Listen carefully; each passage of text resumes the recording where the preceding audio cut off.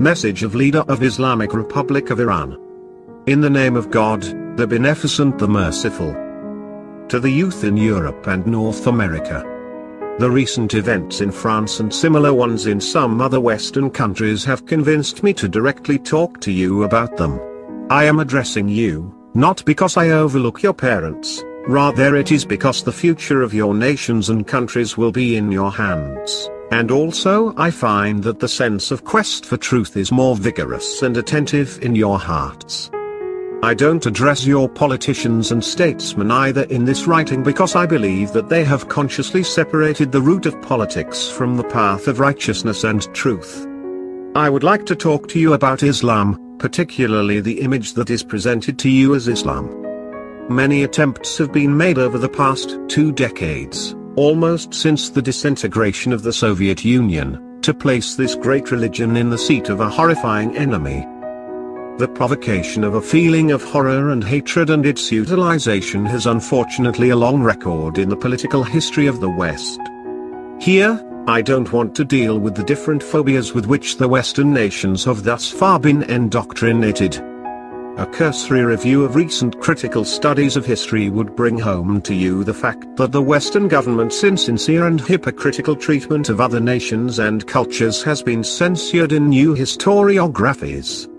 The histories of the United States and Europe are ashamed of slavery, embarrassed by the colonial period and chagrined at the oppression of people of color and non-Christians. Your researchers and historians are deeply ashamed of the bloodsheds wrought in the name of religion between the Catholics and Protestants or in the name of nationality and ethnicity during the First and Second World Wars. This approach is admirable. By mentioning a fraction of this long list, I don't want to reproach history, rather I would like you to ask your intellectuals as to why the public conscience in the West awakens and comes to its senses after a delay of several decades or centuries. Why should the revision of collective conscience apply to the distant past and not to the current problems? Why is it that attempts are made to prevent public awareness regarding an important issue such as the treatment of Islamic culture and thought? You know well that humiliation and spreading hatred and illusionary fear of the other have been the common base of all those oppressive profiteers. Now, I would like you to ask yourself why the old policy of spreading phobia and hatred has targeted Islam and Muslims with an unprecedented intensity. Why does the power structure in the world want Islamic thought to be marginalized and remain latent? What concepts and values in Islam disturb the programs of the superpowers and what interests are safeguarded in the shadow of distorting the image of Islam? Hence, my first request is, study and research the incentives behind this widespread tarnishing of the image of Islam. My second request is that in reaction to the flood of prejudgments and disinformation campaigns, try to gain a direct and first-hand knowledge of this religion. The right logic requires that you understand the nature and essence of what they are frightening you about and want you to keep away from. I don't insist that you accept my reading or any other reading of Islam.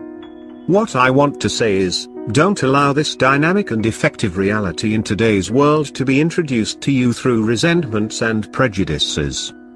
Don't allow them to hypocritically introduce their own recruited terrorists as representatives of Islam. Receive knowledge of Islam from its primary and original sources. Gain information about Islam through the Quran and the life of its great prophet. I would like to ask you whether you have directly read the Quran of the Muslims. Have you studied the teachings of the Prophet of Islam and his humane, ethical doctrines? Have you ever received the message of Islam from any sources other than the media? Have you ever asked yourself how and on the basis of which values has Islam established the greatest scientific and intellectual civilization of the world and raised the most distinguished scientists and intellectuals throughout several centuries? I would like you not to allow the derogatory and offensive image buildings to create an emotional gulf between you and the reality, taking away the possibility of an impartial judgment from you. Today, the communication media have removed the geographical borders. Hence, don't allow them to besiege you within fabricated and mental borders. Although no one can individually fill the created gaps, Each one of you can construct a bridge of thought and fairness over the gaps to illuminate yourself and your surrounding environment. While this pre-planned challenge between Islam and you, the youth, is undesirable, it can raise new questions in your curious and inquiring minds. Attempts to find answers to these questions will provide you with an appropriate opportunity to discover new truths. Therefore, don't miss the opportunity to gain proper, correct and unbiased understanding of Islam so that hopefully, due to your sense of responsibility toward the truth, future generations would write the history of this current interaction between Islam and the West with a clearer conscience and lesser resentment.